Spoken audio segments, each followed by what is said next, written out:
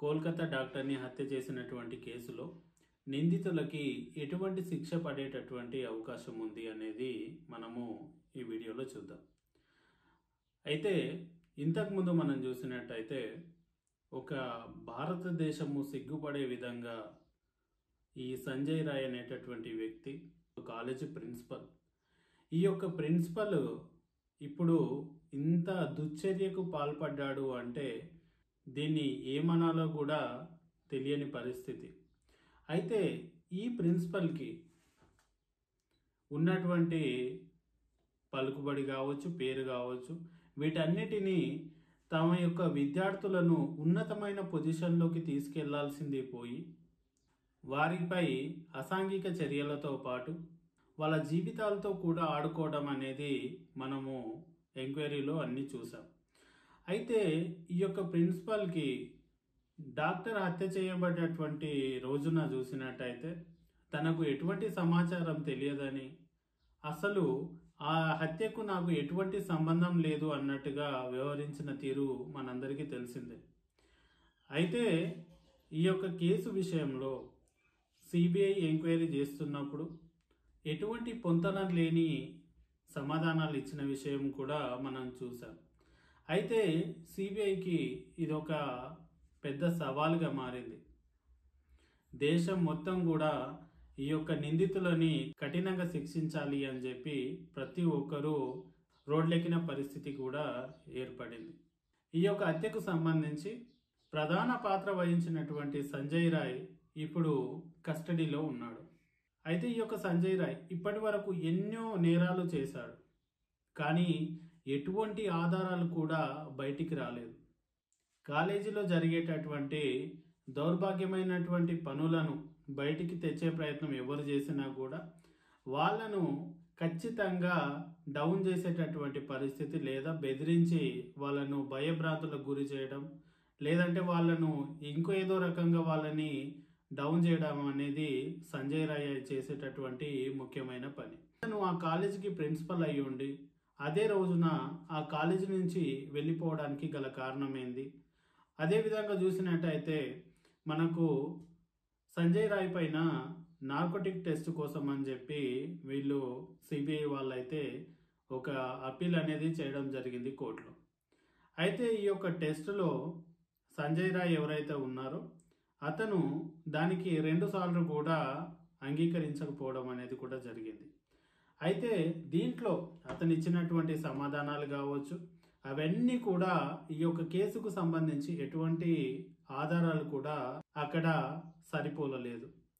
అయితే దాని తర్వాత సిబిఐ మరో అడుగు ముందుకేసి అసలు రియాలిటీ ఇది కాదు, ఇంకేదో జరుగుతుంది, మనకు అది అర్థం కావట్లేదు అని చెప్పి మళ్ళా రీవెరిఫికేషన్ కోసం ఇతను సన్నిహితంగా ఉండేటటువంటి ఇతని యొక్క మరదలు ఎవరైతే ఉన్నారో వాళ్ళ ఇంటిని సోదా చేయడం స్టార్ట్ చేశారు.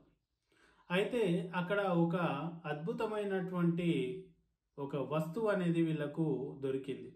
అదేంటంటే సంజయ్ రాయ్ యొక్క ల్యాప్టాప్. ఈ యొక్క ల్యాప్టాప్లో అతనికి సంబంధించినటువంటి పర్సనల్ ఇన్ఫర్మేషన్ ప్రతిదీ కూడా ఆ యొక్క ల్యాప్టాప్లో ఉంది.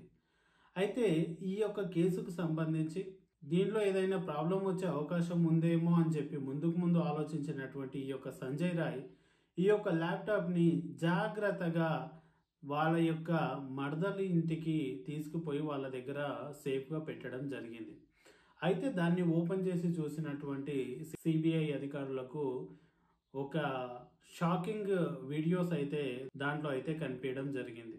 అవేంటి అనేది మనం ఇప్పుడు చూసినట్టయితే నగ్నంగా ఉన్నటువంటి అబ్బాయిల ఫోటోలు దాంట్లో ప్రత్యక్షంగా కనిపించాయి.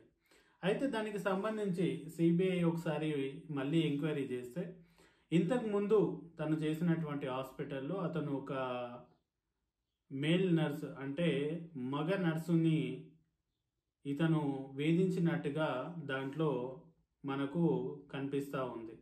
అయితే ఈ యొక్క వ్యక్తికి మానసిక స్థితి కరెక్ట్గా ఉందా లేకపోతే ఇంకేదైనా జరుగుతుందా అనే కోణంలో సిబిఐ అధికారులు అయితే ప్రస్తుతం ఎంక్వైరీ అనేది చేస్తున్నారు. అయితే ఇక్కడ ఒకటి మనం చూసినట్టయితే ఈ సంజయ్ రాయ్ అనేటటువంటి వ్యక్తి డబ్బుకు ఆశపడి తను చేయాల్సింది చెయ్యక తను చేయకూడదు అన్నీ కూడా ఇక్కడ చేస్తున్న పరిస్థితి అయితే మనకు క్లియర్గా కనిపిస్తూ ఉంది. అయితే డాక్టర్ విషయానికి వచ్చినట్టయితే డాక్టర్ యొక్క శరీరం పైన ఎవరైతే హత్య చేయబడినటువంటి డాక్టర్ ఉన్నారో ఆ యొక్క డాక్టర్ శరీరం పైన పంటి యొక్క ఘాట్లు అనేది ఈ యొక్క సిబిఐ అధికారులకు విచారణలో కనిపించడం అయితే జరిగిందన్నమాట. అయితే ఈ యొక్క పంటి ఘాట్లు ఈ యొక్క సంజయ్ రాయ్వా ఇంకెవరైనా ఆ సమయంలో అక్కడికి వచ్చి ఈ యొక్క హత్యలో పాల్పంచుకున్నారా అని చెప్పి ఈ యొక్క సిబిఐ అయితే ఎంక్వైరీ కూడా చేయడం జరిగిందన్నమాట. అదేవిధంగా చూసినట్టయితే ఈ యొక్క సంజయ్ రాయ్ని ఈ యొక్క దంతాల యొక్క అంటే ఈ నోటి సైజు కావచ్చు, అలాగే ఈ యొక్క దంతాల యొక్క సైజు కావచ్చు, వీటిపైన ఒక నమూనానైతే వాళ్ళు తీసుకోవడం అయితే జరిగింది. ఈ యొక్క నమూనాలో అతని యొక్క పండ్ను పనిచేసేటటువంటి తీరు కావచ్చు, అలాగే అతను కొరికే విధానంలో కరెక్ట్గా ఇదే విధంగా కొరుకుతున్నాడా, అక్కడ ఉన్నటువంటి ఆ యొక్క షేప్కి కరెక్ట్గా అది మ్యాచ్ అవుతుందా అని చెప్పి కూడా సిబిఐ అధికారులు దీన్ని పరీక్షించడం అయితే జరిగింది. అయితే మొత్తానికి ఈ యొక్క సంజయ్ రాయ్కి ఇప్పటికీ నార్కో టెస్ట్ కూడా చేయడం జరిగింది. ఈ యొక్క నార్కో టెస్ట్ చేయాలంటే ఖచ్చితంగా కోర్టు పర్మిషన్ అయితే ఉండాల్సి ఉంటుంది. ఎందుకంటే ఈ యొక్క నార్కో టెస్ట్లో ఈ యొక్క నేరస్తుడి పైన కొన్ని కెమికల్స్ని, కొన్ని మిషన్స్ని ఉపయోగించి అతనికి సంబంధించినటువంటి అంటే అతను చెప్పకుండా దాస్తున్నటువంటి ఆ యొక్క ఇన్ఫర్మేషన్ ఏదైతే ఉందో దాన్ని రాబట్టడానికి అతని పైన చేసేటటువంటి ఒక ప్రక్రియ కాబట్టి ఖచ్చితంగా దీనికి కోర్టు అనుమతి అయితే ఉండాల్సినటువంటి అవసరం అయితే ఉంటుంది. ఎంతోమంది విద్యార్థులను ఉన్నతమైన స్థితిలోకి వెళ్ళినప్పుడు వాళ్ళు లైఫ్లో సెటిల్ అయిపోయి వాళ్ళు ఎంతోమందికి వైద్యం చేస్తున్నప్పుడు ఆ యొక్క సంతోషం అనేది గురువుకు అంతకు మించింది వేరే ఒకటి ఉండదు. బట్ ఇక్కడ దానికి విరుద్ధంగా చేశాడు కాబట్టి ఇప్పుడు ప్రస్తుతం అతను జైల్లో ఎలాంటి పరిస్థితిలో ఉన్నాడంటే అతను తినేది మంచి క్వాలిటీ ఫుడ్ అయినప్పటికీ బయట అక్కడికి వెళ్ళిన తర్వాత జైలు 4 గోడల మధ్యలో ఒక దిక్కుమాలిన స్థితిలో అతను ఉంటున్న పరిస్థితి చూస్తే ఇక్కడ ఎవరైనా ఒక తప్పు చేస్తున్నారంటే చట్టము దాని పని అది చేసుకుంటూ పోతుంది. చట్టం దాని పని అది చేసుకుంటూ పోయే క్రమంలో ఎవరైనా కావచ్చు నేర నిరూపణ అయిన తర్వాత ఖచ్చితంగా శిక్ష పడాల్సిందే. కాబట్టి ఈ యొక్క సంజయ్ రాయ్ అనేటటువంటి వ్యక్తి ఎవరైతే ఉన్నారో అతను ఇప్పుడు జైల్లో ఎటు దిక్కులేని స్థితిలో తల కింద ఒక దిండు, ఒక 2 దుప్పట్లతో సరిపెట్టుకోవాల్సినటువంటి పరిస్థితి ఏర్పడింది. అయితే అతను తినడానికి కూడా చాలాసార్లు నిరాకరించినటువంటి విషయం తెలిసిందే. ఎందుకంటే వీళ్ళు తినడానికి ఎప్పుడైతే నిరాకరిస్తారో వాళ్ళు మ్యాక్సిమం ఫుడ్ పెట్టేటటువంటి ప్రయత్నం అయితే చేస్తారు. అయినా కానీ వీళ్ళు నిరాకరించినప్పుడు అక్కడ ఉన్నటువంటి పోలీసులు కూడా ఎటువంటి చర్యలు తీసుకోవడానికి అయితే అవకాశం ఉండదు. ఎందుకంటే మనం ప్రాక్టికల్గా మన నిత్య జీవితంలో చూసినట్టయితే అడగందే అమ్మాయినా అన్నం పెట్టదు అని చెప్పి మనం ఒక పదాన్ని బాగా వాడుతూ ఉంటాం. అయితే ఇక్కడ వాళ్ళు తినమని చెప్పినా కూడా ఇతను తినలేదు అంటానంటే కానీ అన్నట్టు వాళ్ళు వదిలేసినటువంటి పరిస్థితి కూడా మనం చూస్తున్నాం. అయితే చివరికి వస్తే ఈ యొక్క సంజయ్ రాయ్కి ఎటువంటి శిక్ష పడేది అవకాశం ఉంది అనేది మనం చూసినట్టయితే మనకు చట్ట ప్రకారం మనకు ఐపీసీ సెక్షన్స్ అయితే ఉన్నాయి.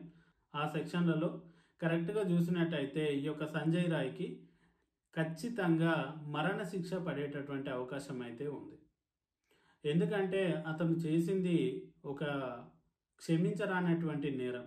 అయితే ఇందులో ఒకరిద్దరి జీవితాలతో సంబంధం లేదు, విద్యార్థుల అందరి జీవితాలతో ఇతను చెలగాటమాడాడు. కాబట్టి ఇంకా ప్రభుత్వం ఈ యొక్క హాస్పిటల్ పైన, ఈ హాస్పిటల్లో జరిగినటువంటి కార్యకలాపాల పైన ఇంకా ఎంతమంది అయితే దీని ద్వారా పీడించబడ్డారో, ఎంతమంది అయితే వీళ్ళ ద్వారా ఇంకా కూడా బాధపడుతున్నారో వాళ్ళందరి దగ్గర నుంచి సమాచారాన్ని సేకరించి అసలు ఈ కాలేజీలో జరిగేటటువంటి కార్యకలాపాలు ఏంది, ఈ కాలేజీ లాగా దేశంలో ఏ కాలేజీలలో కూడా ఇలాంటి పరిస్థితి తలెత్తకుండా తగు జాగ్రత్తలు తీసుకొని ఈ యొక్క దోషులని కఠినంగా శిక్షించేటటువంటి అధికారం మన భారత ప్రభుత్వానికి ఖచ్చితంగా ఉంది, భారత న్యాయ వ్యవస్థకి ఖచ్చితంగా ఉంది అని చెప్పుకోవచ్చు.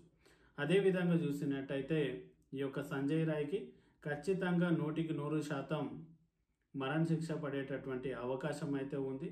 అది ఒక పొరుగు రాష్ట్రంలో కావచ్చు, కానీ యావత్ దేశమే కన్నీళ్లు పెట్టినటువంటి పరిస్థితి ఈరోజు మనం చూస్తూ ఉన్నాం.